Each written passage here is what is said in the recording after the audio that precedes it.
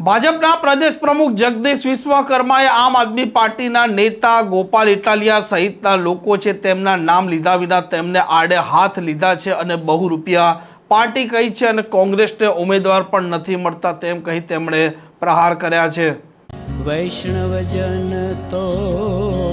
તેને કહીએ જે પીડ પરાઈ જાનાને રે।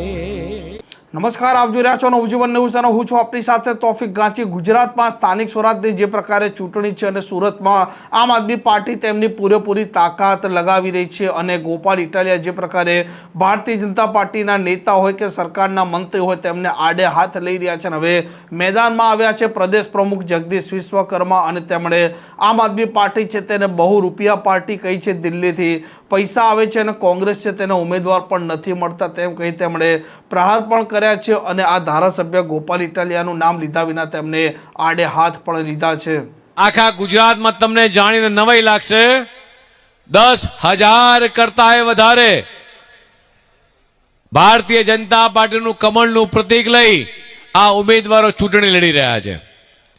જ્યારે અન્ય પક્ષના લોકો કોંગ્રેસ પાસે પૂરતા ઉમેદવારો નથી અને જે બીજા બહુ રૂપિયા જે માતા સીતાને લક્ષ્મણ રેખા કરી હતી, સીતા માતાને કહીને ગયા હતા કે કોઈ પણ આવે આ લક્ષ્મણ રેખા ઓળંગતા નહીં, અને છતાંય બહુ રૂપિયાના રૂપમાં સાધુનો વેશ ધારણ કરી અને એક રાવણ આવ્યો અને સાધુના વેશમાં કે ભિક્ષા દે મૈયા, અને સીતાજી જ્યારે ભિક્ષા આપવા માટે જાય છે ત્યારે કે નહીં, આ રેખાની બહાર આવીને મને આપો,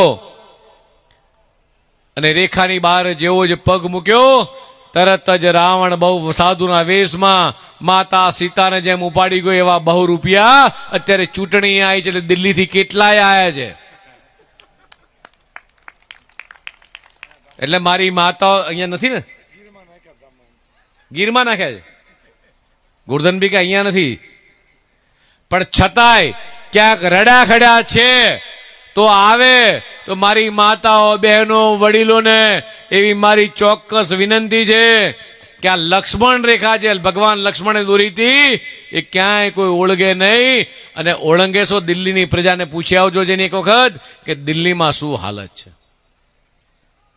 અને એટલા માટે મિત્રો કદાચ તમને પૂછવા માટે આવું, કદાચ તમારા ત્યાં ઘરના દરવાજે કોઈ આવી જાય તો પૂછજો એક વખત